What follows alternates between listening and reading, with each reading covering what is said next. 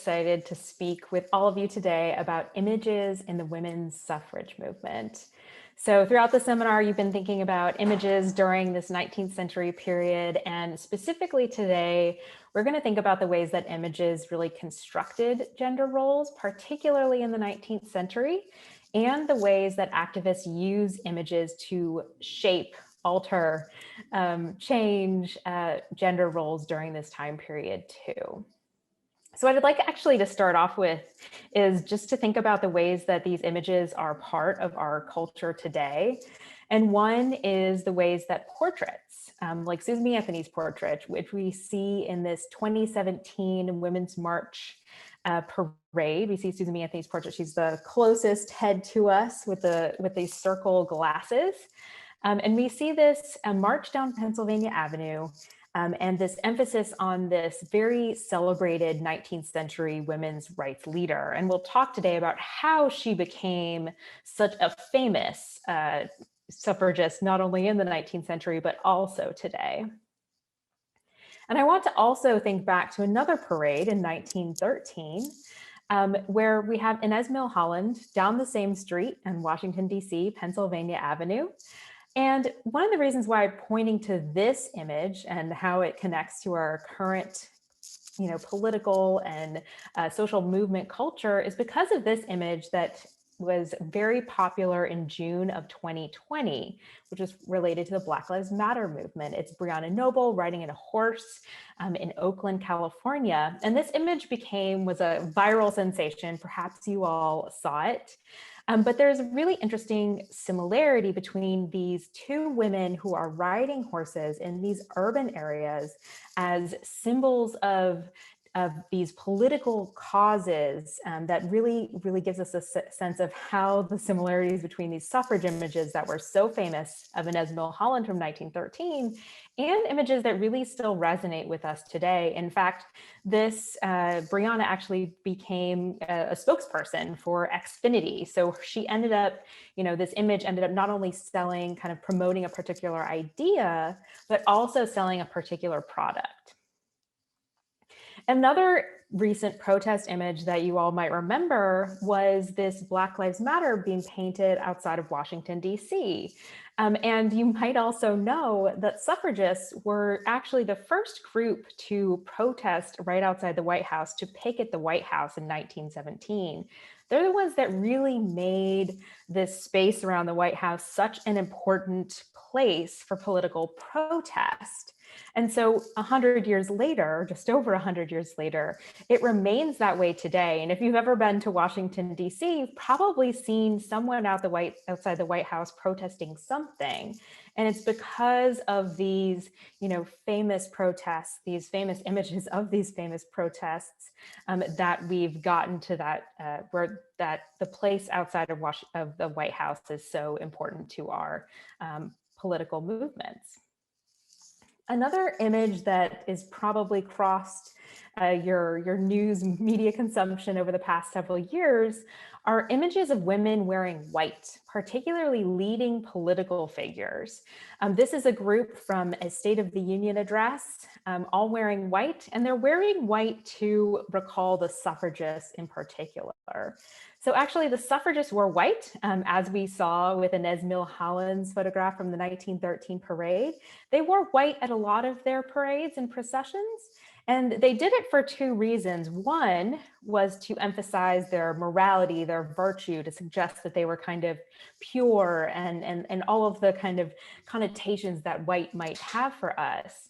The other reason they did it is because they wanted to show up in black and white photographs. So in these black and white photographs of people marching in these streets of various gray toned backgrounds, they knew that women in white would show up better in black and white photographs. And they knew that those black and white photographs, when they were made into halftones and printed in newspapers, they would show up even better. And so even in the 21st century, when we see these women in white, in Congress, seated in Congress at the State of the Union, or even in this photograph here, they do tend to stand out. And that is one of the reasons why suffragists chose white to begin with. So in a lot of ways, a lot of the imagery that the suffragists really created throughout the 19th and into the 20th centuries because is still part of our modern political culture. And I'm actually going to go back a little bit further into the 18th century just to start us off and set us up for the visual conversations that are really taking place during the 19th century. So I'd like to start us off with Phillip Dawe. This is a political cartoon from 1775. It's a mezzotint, and it's made by Dawe, who was a London artist. He probably read about this boycott happening in Edenton, North Carolina, in a local newspaper. As far as we know, he had never been to the colonies, but this is the scene that he imagined after he read about this boycott. It's a group of women in Edenton, North Carolina, who are signing a petition that they aren't going to purchase tea. And you can look closely at this scene, and a lot of my images, as you can see, are from the Library of Congress. So if you do a quick search on their website, you can zoom in on them really, really much more closely than you can on this video. But you can see that this is not a flattering picture. So there's a woman holding a gavel who has this large nose, very unflattering features. There's another woman holding a punch bowl, which we know is not filled with fruit punch, it's filled with alcohol. There's a group pouring out tea canisters in the background. All the women in the room are ignoring the child who's under the table. These women are supposed to be caring for that child. And the idea here is that these women are ignoring their essential duties as mothers, as caregivers, in order to participate in this petition signing. The other detail I really want you to pay attention to is the Black woman who's standing behind the woman with the gavel.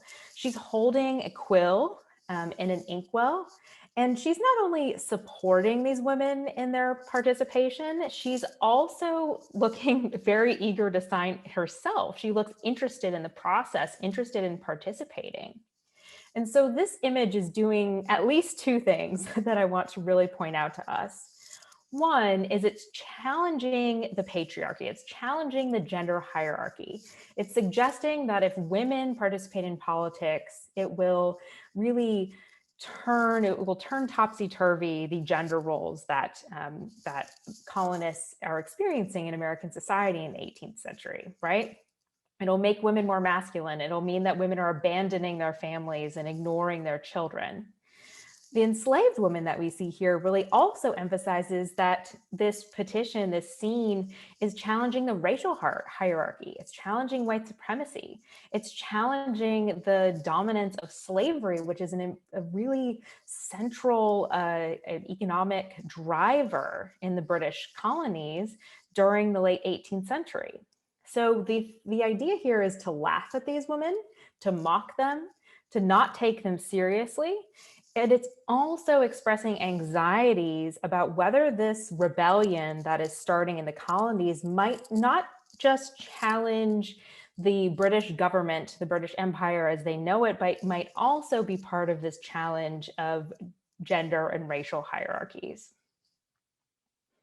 And this kind of representation actually doesn't change much. So I want us to see kind of the similarities of this conversation over time. So as you know, by the 1840s, women's rights activists are petitioning on a much broader scale, not only for the right to vote, but also for property rights, to have better access to education, to be participants and leaders within the church. So a range of issues. And by 1850, we have the very first National Women's Rights Convention in Worcester, Massachusetts. And this is happening, this print is completed in 1851, so just a year after that. So by that time, Americans throughout the country are very aware of this rising, growing women's rights movement and its vibrance and its increasing power in the United States.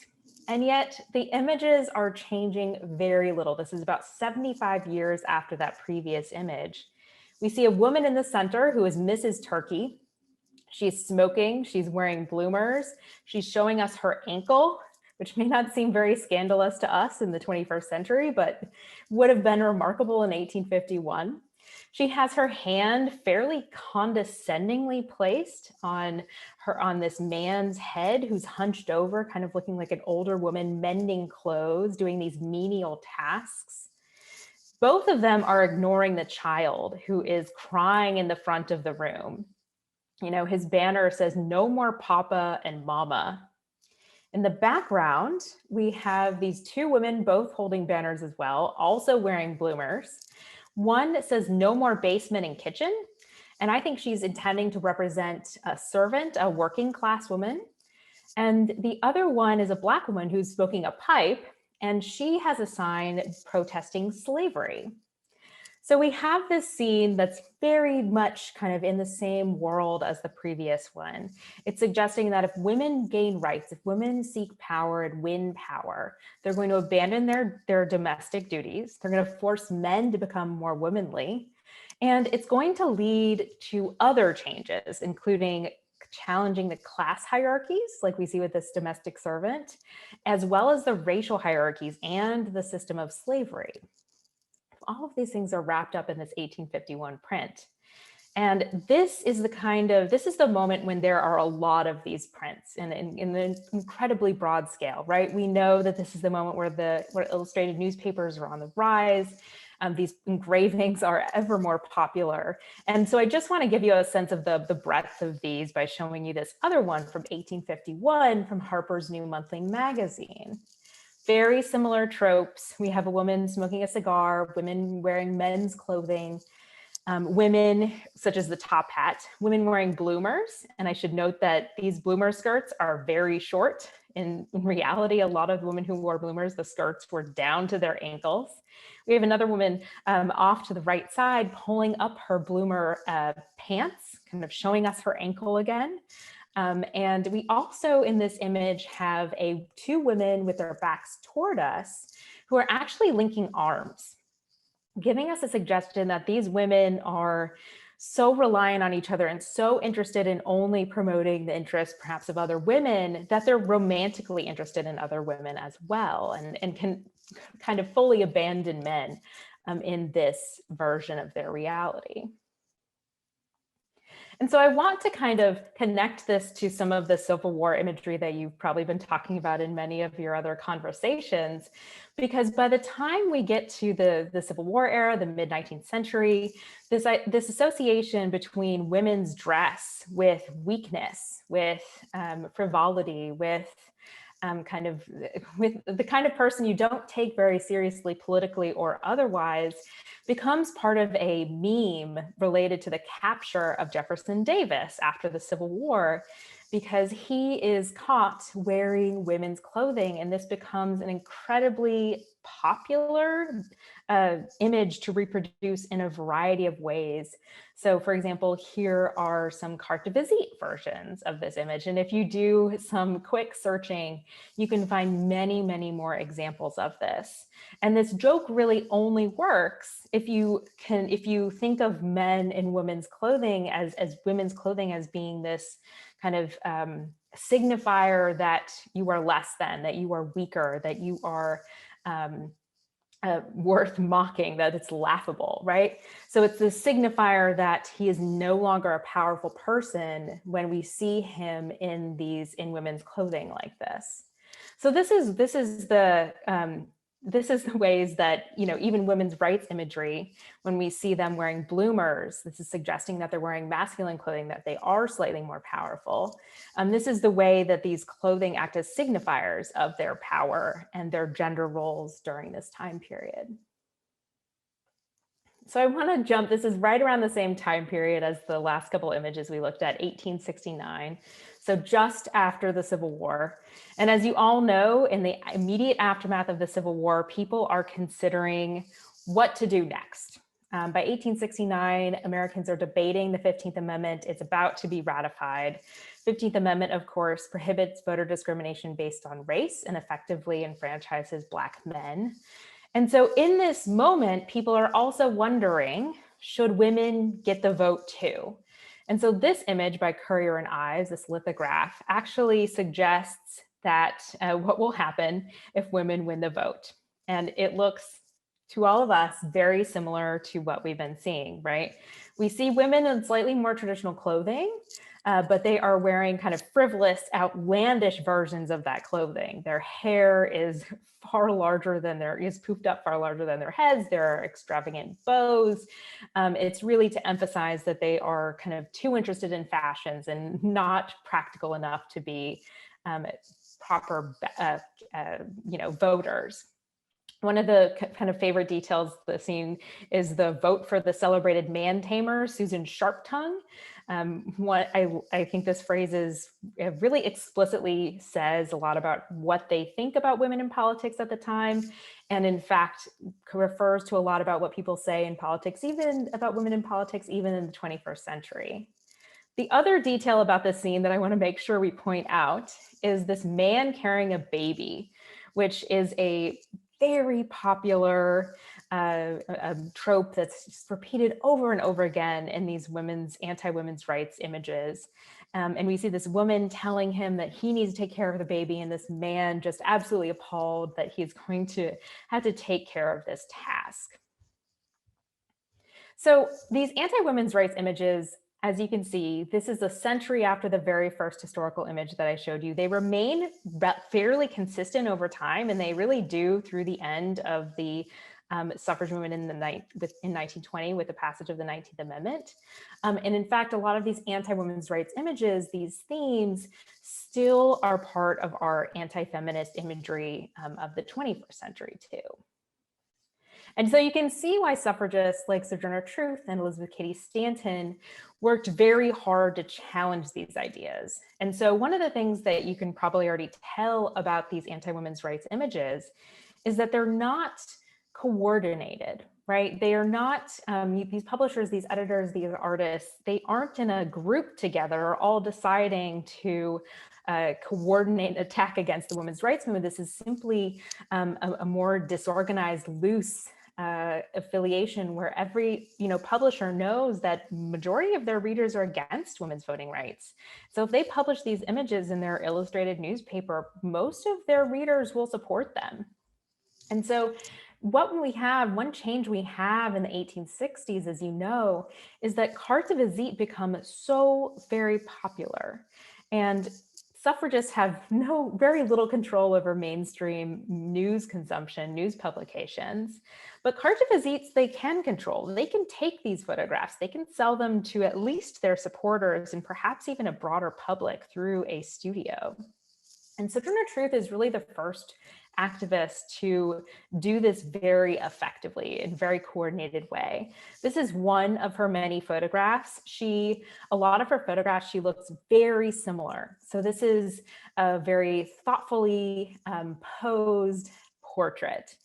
And this also says at the bottom, I sell the shadow to support the substance. And as you all know, photographs were made using sunlight during this time period. So a shadow is a very common term for a photograph.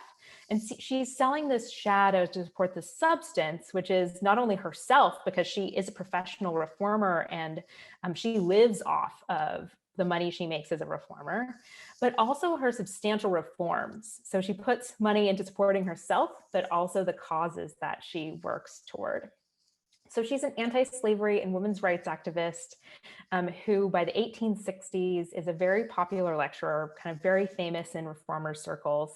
And she decides to sit for this portrait to prove a couple of things about herself. One is that she wants to portray herself as a very respectable, fairly refined, motherly, feminine figure.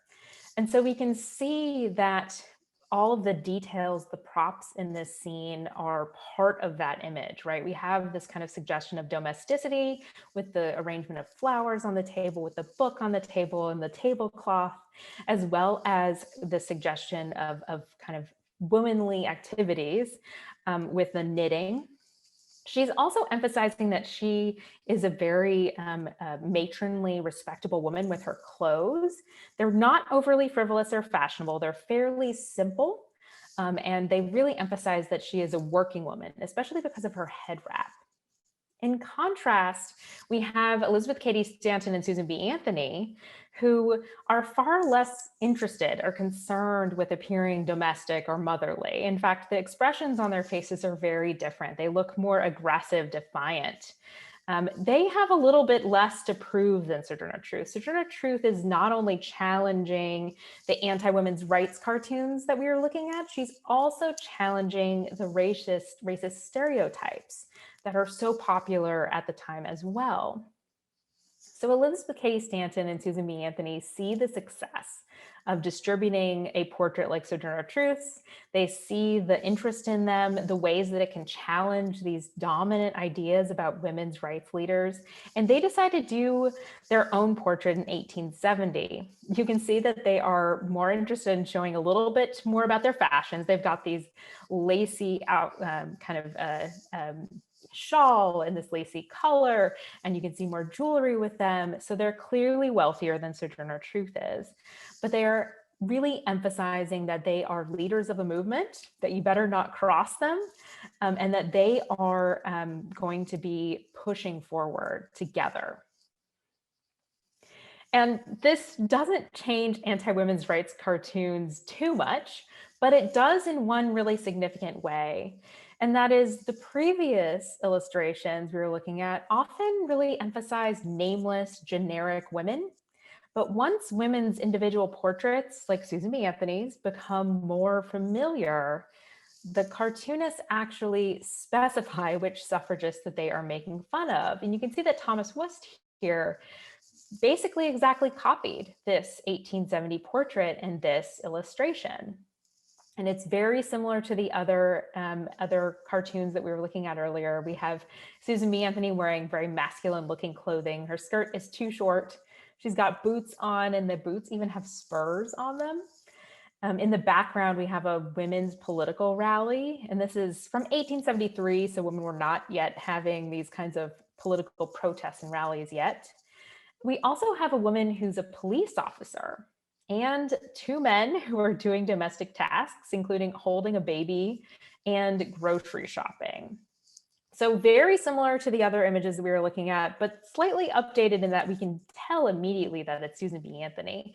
And the artist was so intent on emphasizing kind of like particularly taking Anthony down, that the artist actually replicated the eye issue that she had. So if you look closely here, you can see that one of her eyes is slightly out of focus. And this was one of the reasons why she often posed in profile, why we often maybe think of her image in profile. But the artist perhaps knew this and decided to replicate that in this front page illustration for the Daily Graphic. Suffragists still wanted to appear like these kinds of political figures, like these presidential candidates images that we're so familiar with today. I'm sure you can think of many versions of this image of these male political leaders in many institutions that you've been in. And so they decided to create one of their first major visual representation projects through the History of Woman Suffrage. And that was first published in 1881, and it eventually became a set of 6 volumes that were about 1,000 pages each, that were published from 1881 through 1922. So these are 2 images from the very first volume. It was edited by Anthony Stanton and Matilda Jocelyn Gage. And they told a very particular story of the women's suffrage movement. They wanted to emphasize first that women were leaders. And so when they were creating these portraits, they really made sure that they resembled the portraits that we were just looking at here. They also decided that they wanted to emphasize that they did not want to include any portraits of men, despite the fact that men were really important to the women's voting rights movement. They were important political leaders and officials and voters, and played a really significant role in, for example, publication of their newspapers and leadership of their organizations. But this book really skews that image and really only emphasizes female leadership. They also only included portraits of white women in this text. So even though they knew Sojourner Truth, worked with her, on and off regularly, and many others like Frances Ellen Watkins Harper, they didn't include any portraits of them. they also decided to really minimize the importance of the competing organization. So Stanton and Anthony had their own organization, and there was another organization called the American Woman Suffrage Association that received very little attention in this book. And so they really skewed the version of the history that became the dominant history of the movement, and in fact still really affects our interpretation of the movement today, because we often think about Stanton and Anthony as the main leaders of the movement. And often the women of color, the fact that Lucy Stone and her Boston organization was dramatically larger than theirs, that a far more successful newspaper, all of them often get lost in favor of this written narrative that they created. And this is just to remind you that these anti-women's rights cartoons are still the most popular images in American visual culture in the late 19th century. This is a stereograph from 1899, very much, again, suggesting that if women participate in politics, they're going to be interested in reading newspapers and paying attention to things other than the laundry, which is what this man in the background is doing. So by the late 19th century and early 20th century, suffragists decided to change tactics. So they had promoted portraits of their leaders, especially in the late 19th century. But around the turn of the century, they decided they really needed a more effective visual campaign.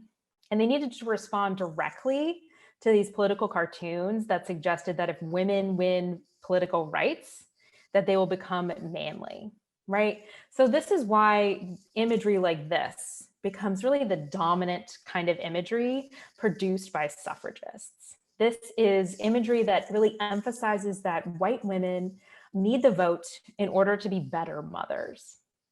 The other thing I want to really emphasize here is that the suffrage movement gives a lot of women, as particularly female professional artists, opportunities. And that includes Blanche Ames, who created this image.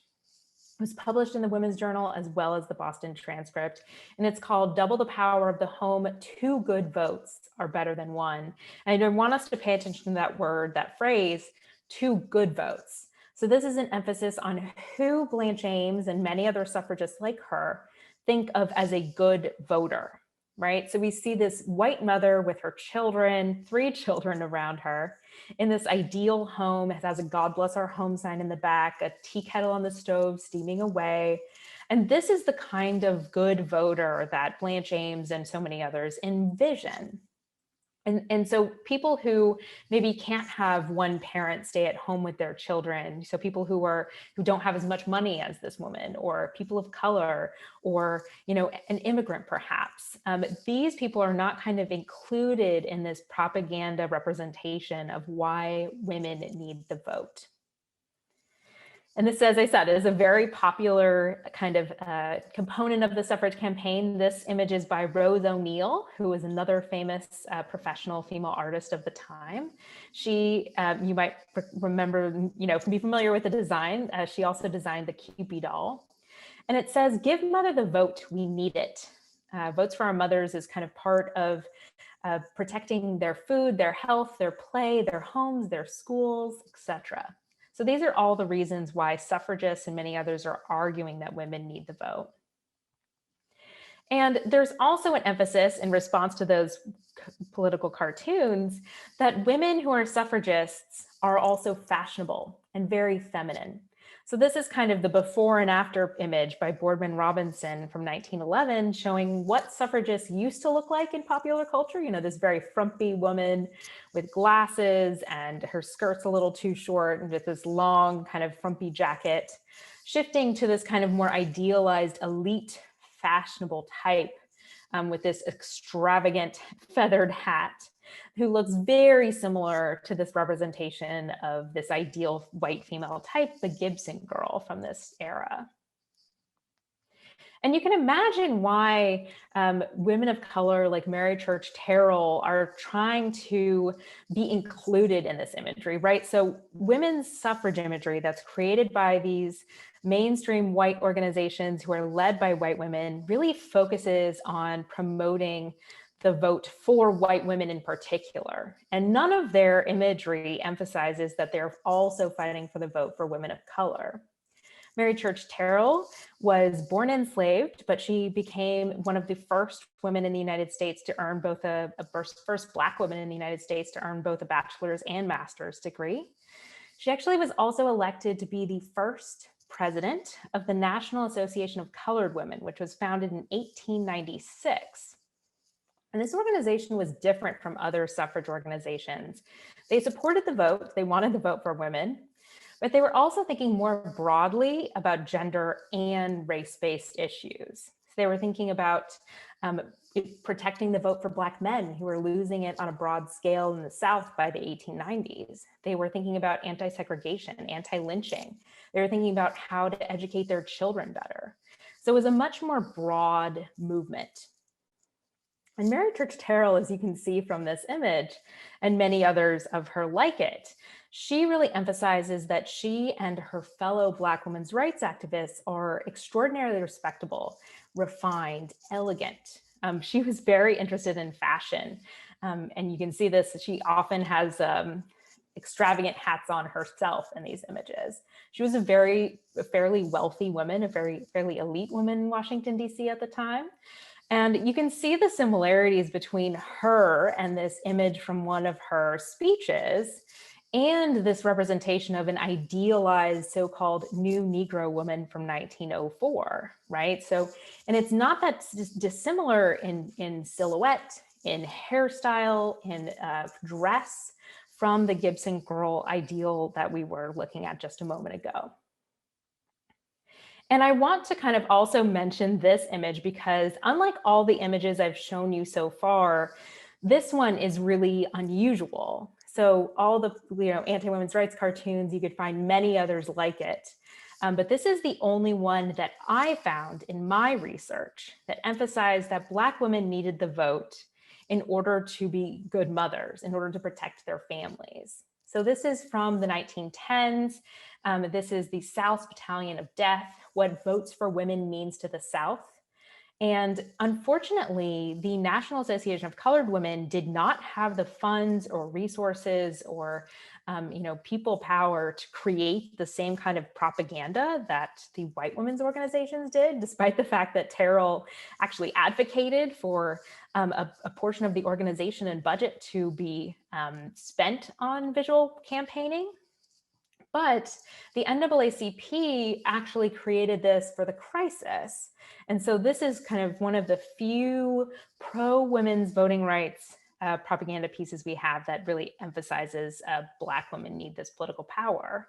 This woman is holding a bat labeled Federal Constitution, and she's beating down segregation, Jim Crow laws, and grandfather clauses in order to protect the women in her skirts.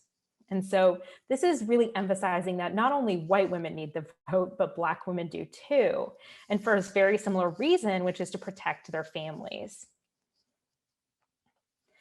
So I want to hop into photographs, which is a very different genre shift from the images that we've been looking at previously. And it corresponds with a very different tactical shift within the movement itself as well. This is the moment in the early 1910s, really starting in 1907. But by the 1910s, we have a lot of suffrage activists who are walking in parades like this one. This is the 1913 parade that we looked at the very beginning of our conversation with Inez Milholland on her horse in 1913. This is the same parade. And so this is a very different world of protesting, right? And it's very different from the images of women as mothers that we've been looking at too. And so this image really emphasizes that women are kind of taking the streets, and they are also very conscious of taking advantage of the fact that halftones are becoming more popular in news publications. They're also, in this particular case, taking advantage of the fact that the next day was going to be Woodrow Wilson's inauguration. So they're aware that there's going to be a lot of press in Washington, D.C., they're aware that there would be a lot of photojournalists in Washington, D.C. And so they take advantage of that with this parade. And they kind of have this idealized, kind of very costumed, spectacular representation. And the next image I'm going to show you kind of adds a better sense of why someone like Mary Church Terrell was working so hard on her public image. And I just kind of want to prepare you for this racist stereotype here.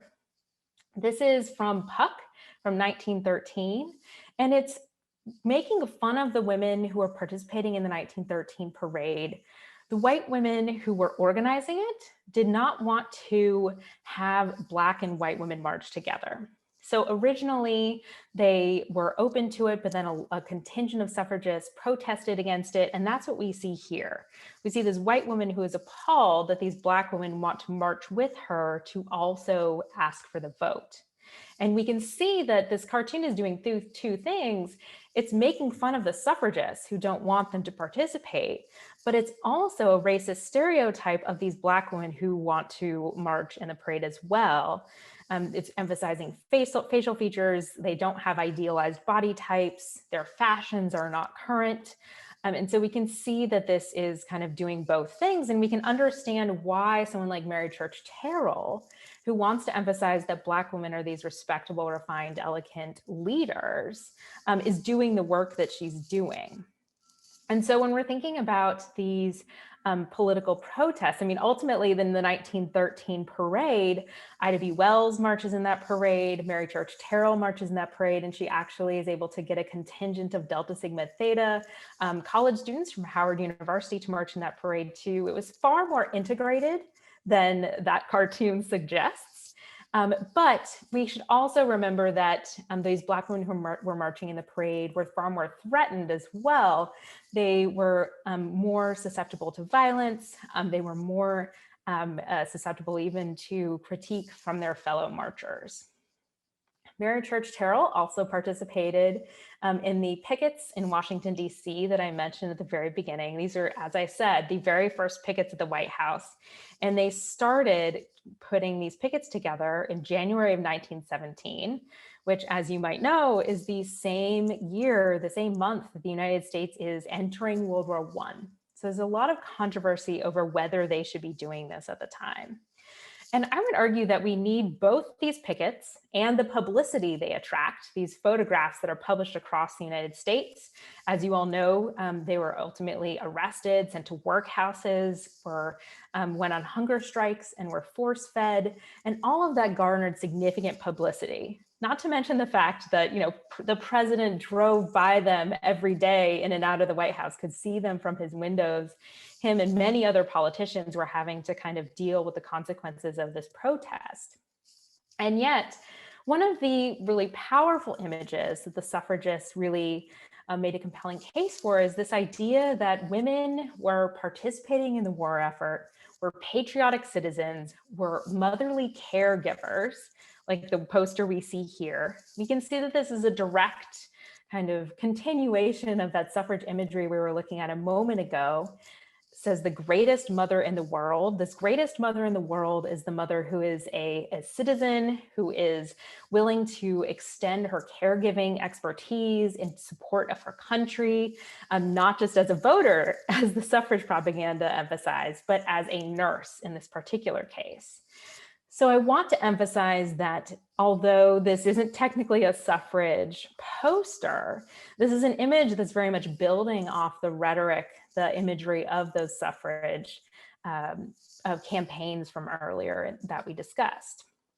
One of these, so in comparison to the protesters that we were just looking at, the picketers, there were a lot more suffragists who decided to enlist as nurses, who decided to become farmers, who decided to work in factories in order to support the war effort.